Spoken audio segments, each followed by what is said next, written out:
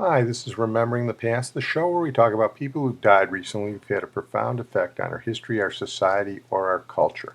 Tonight we're going to start out with Lou Hudson, sweet Lou Hudson, who died recently at the age of 69.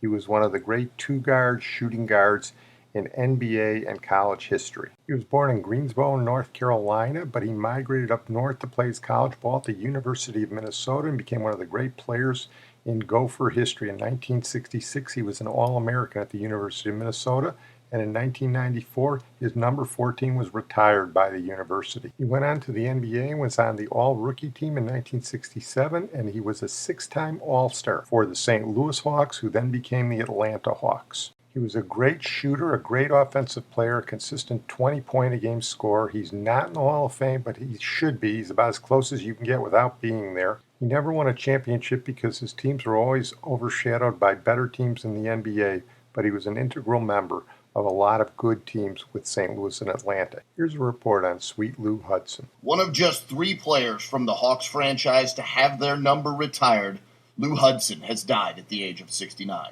Sweet Lou was the 4th overall pick selected out of the University of Minnesota in the 1966 NBA draft and made an immediate impact with the St. Louis Hawks. Named to the NBA All-Rookie team, Hudson averaged 18.4 points per game in his first year in the league. Hudson moved with the Hawks franchise to Atlanta in 1968, and over the course of his illustrious career was named to 6 NBA All-Star teams. In his 13-year career that finished with 2 seasons as a member of the Lakers franchise, Hudson averaged 20.2 points per game, and to this day sits as the 3rd leading scorer in Hawks franchise history. In 2002, Hudson was inducted into the Georgia Sports Hall of Fame, and the next year was named Humanitarian of the Year by ex-NBA, the Retired Players Association. Because of all the great things he did with the Hawks and his humanitarian work in Georgia after that, the Hawks have retired his number 23 also. I'd like to see him get to the Hall of Fame someday. Our feature tonight is Gabriel Garcia Marquez, who died recently at the age of 87. He is the Colombian writer who can legitimately be called the greatest writer from the Spanish-speaking world in the 20th century. In fact, some have claimed that he is the greatest author from the Spanish-speaking world since Cervantes. He was both a fiction and a non-fiction writer, although he's best known for his fiction. His style has been called magic realism. He was brought up by his grandparents, and from them he learned his basic philosophy, which he translated into his writing. His greatest book is unquestionably 100 Years of Solitude in 1967, which was a big hit in the counterculture in the United States and across the world. He also wrote The Autumn of the Patriarch in 1975, and his other big hit was Love in the Time of Cholera in 1985, which was made into a motion picture in 2007. Here's an NPR report on Gabriel Garcia Marquez. Author Gabriel Garcia Marquez has died at the age of 87. The Colombian-born writer is best known for his novel 100 Years of Solitude. In 1982, he was awarded the Nobel Prize in Literature, as the citation read, for his novels and short stories in which the fantastic and the realistic are combined in a richly composed world of imagination reflecting a continent's life and conflicts. NPR's Mondelí Del Barco has this tribute to his life and to his writing. Gabriel Garcia Marquez was and remains Latin America's best-known writer, spinning epic tales since the 1940s, the master of a style known as magic realism. Hemos creído que detrás de la realidad de los racionalistas hay todavía mucho espacio. He told NPR in 1984 that behind the reality there's still a lot of space where some things cannot be explained. His novels were filled with miraculous and enchanting events and characters, love and madness, wars, politics, dreams and death. And everything he had written, Garcia Marquez said, he knew or heard before he was 8 years old. Garcia Marquez grew up on the coast of Colombia in Aracataca, which became a boomtown after a U.S. fruit company arrived. He was born there in 1927.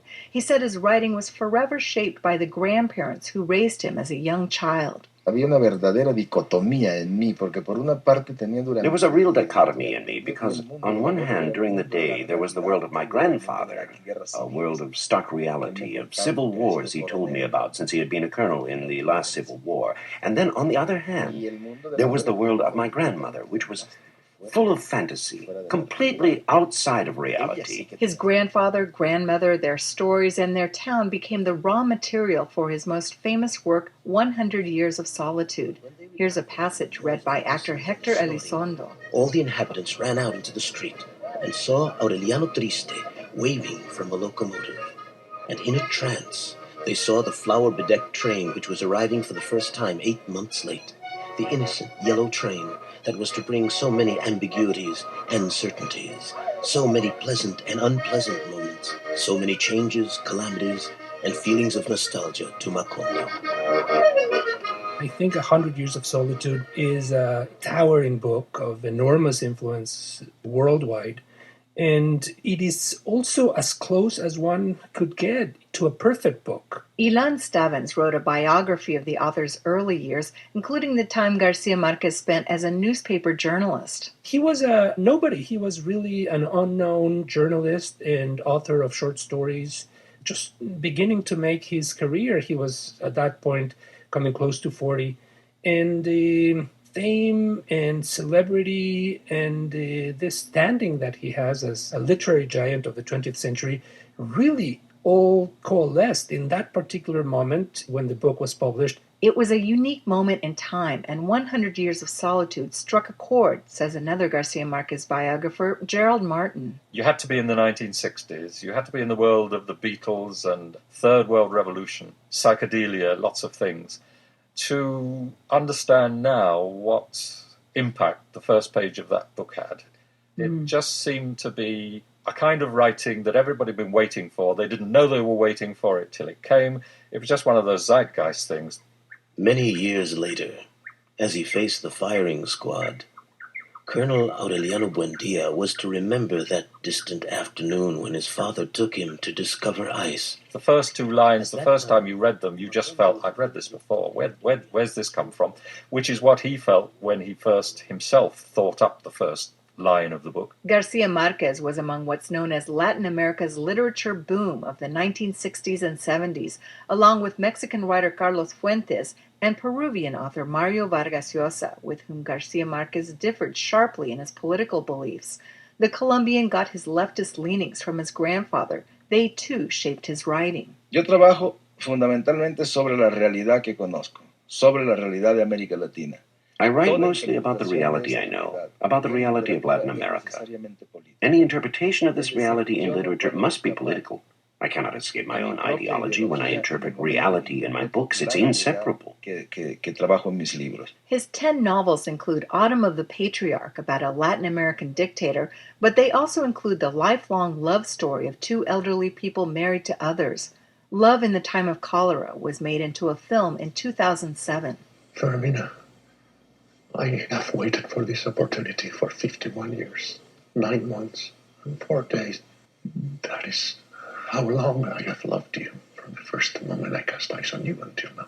Gabriel Garcia Marquez titled his 1982 Nobel Prize acceptance speech, The Solitude of Latin America. We, the inventors of tales, who will believe anything, feel entitled to believe that it is not yet too late to engage in the creation of a new and sweeping utopia of life. In his acceptance speech, Garcia Marquez spoke about Latin America's wars, military coups, dictatorships, and ethnocide. Garcia Marquez is speaking about all the people who are marginal to history, who have not had a voice. Chilean novelist Ariel Dorfman told NPR the speech was one of the author's most important messages to the world. He gives a voice to all those who died. He gives a voice to all those who are not born yet. He gives a voice to Latin America. Where no one will be able to decide for others how they die, where love will prove true, and happiness be possible, and where races, condemned to 100 years of solitude, will have, at last, and forevermore, a second opportunity on earth. Marquez once said he never believed he could live on being a writer, but he said he was prepared to die for it. His biographer Gerald Martin also spoke to the BBC about 100 Years of Solitude. Before reaching the final line, however, he had already understood that he would never leave that room, for it was foreseen that the city of mirrors, or mirages, would be wiped out by the wind and exiled from the memory of men at the precise moment when Aureliano Babylonia would finish deciphering the parchments, and that everything written on them was unrepeatable since time immemorial and forevermore, because races condemned to 100 years of solitude did not have a second opportunity on earth. 100 Years of Solitude, the decision to write it, and this may be one of those stories that's been exaggerated in the last few hours, was apparently on a car journey with the family. The penny drops, if that's the right expression. He turns round, goes home, and spends 18 months in a room with cigarettes and not a great deal else. And it is true. The story's been told, like all his stories, in numbers of versions. He was on his way for a family holiday to Acapulco.